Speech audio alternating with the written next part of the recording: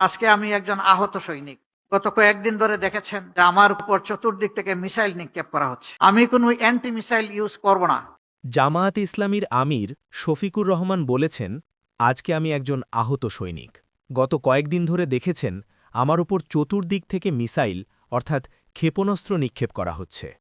বুধবার সন্ধ্যায় রাজধানীর বনানীর একটি হোটেলে জামায়াতে ইসলামীর ইশতেহার প্রকাশ অনুষ্ঠানে কথা বলেন তিনি। নিজের বিরুদ্ধে চলমান সমালোচনা ও চরিত্র হননের প্রসঙ্গ টেনে তিনি বলেন, এসব আক্রমণের জবাবে তিনি কোনো অ্যান্টি মিসাইল ব্যবহার করবেন না, বরং জনসম্মুখে ঘোষণা দিয়ে যারা সম্পূর্ণ অন্যায়ভাবে তার চরিত্র হনন করেছেন তাদের সবাইকেই তিনি ক্ষমা করে দিচ্ছেন। শফিকুর রহমান বলেন, তার রক্ত ও মেজাজের সঙ্গে প্রতিশোধের রাজনীতি যায় না। তিনি প্রতিহিংসার রাজনীতিতে বিশ্বাস করেন না উল্লেখ করে বলেন, একজন মানুষ যদি নিজের সহকর্মী, বন্ধু বা ভাইকে তার ভুলের জন্যে ক্ষমা করতে পারে, তাহলে সমাজের কাছেও একদিন নিজের ভুলের জন্য ক্ষমা পাওয়ার নৈতিক অধিকার তৈরি হয়। কিন্তু কেউ যদি প্রতিশোধের পথে হাঁটে, তাহলে তার বিপরীতে আরেকজনের প্রতিশোধ নেওয়ার অধিকার জন্ম নেয়, যা শেষ পর্যন্ত সমাজে একটি ভয়ঙ্কর চক্র তৈরি করে।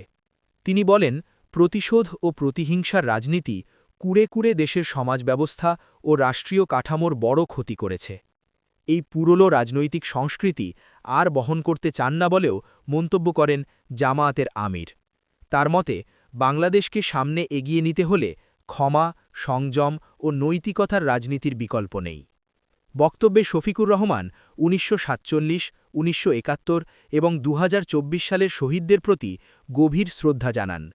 তিনি বলেন, এই শহীদদের আত্মত্যাগের পথ ধরেই একটি পরিচ্ছন্ন, ন্যায়ভিত্তিক ও নৈতিক বাংলাদেশ গড়ার প্রত্যয় নিয়ে জামায়াতে ইসলামী এগিয়ে যাচ্ছে। ৫ই অগস্টের পর দেশের রাজনৈতিক বাস্তবতা তুলে ধরে তিনি বলেন, অতীতের দমন, পীড়ন ও প্রতিশোধের রাজনীতি পেছনে ফেলে নতুন রাজনৈতিক ধারার সূচনা করা প্রয়োজন। জামায়াতের ঘোষিত ইশতেহার প্রসঙ্গে তিনি বলেন, এই ইশতেহার জনবান্ধব, ব্যবসাবান্ধব, শান্তিবান্ধব এবং শৃঙ্খলাবান্ধব। তিনি জোর দিয়ে বলেন, ইশতেহার শুধু নির্বাচনী প্রতিশ্রুতির দলিল নয়, বরং জনগণের কাছে দলের জবাবদিহিতার একটি লিখিত অঙ্গীকার।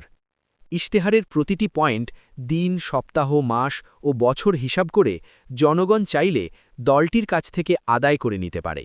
এটাই গণতন্ত্রের মূল শক্তি বলে মন্তব্য করেন তিনি। গত ১৫.৫ বছরের রাজনৈতিক প্রেক্ষাপট তুলে ধরে শফিকুর রহমান বলেন, সে সময়ে দেশের বিরোধী দলগুলো, সুশীল সমাজ, সাংবাদিক মহল, আলেম উলেমা সহ কেউই নিপীড়নের হাত থেকে রেহাই পাননি। জামায়াতে ইসলামীও সে সময় মজলুম ছিল বলে উল্লেখ করেন তিনি। তবে একই সঙ্গে তিনি সতর্ক করে বলেন, অতীতে মজলুম ছিল বলেই ভবিষ্যতে যেন কোনো অবস্থাতেই জালিম না হয়ে ওঠা হয়।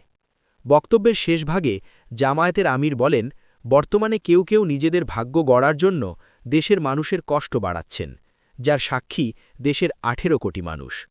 বিনয়ের সঙ্গে তিনি তাদের উদ্দেশ্যে আহ্বান জানান, যেন ক্ষমতার লোভে আবারও জনগণের ওপর জুলুম নেমে না আসে। তার ভাষায়, জামায়াতে ইসলামী একটি নৈতিক, মানবিক ও কল্যাণভিত্তিক রাষ্ট্র গঠনের স্বপ্ন নিয়েই রাজনীতিতে থাকতে চায়।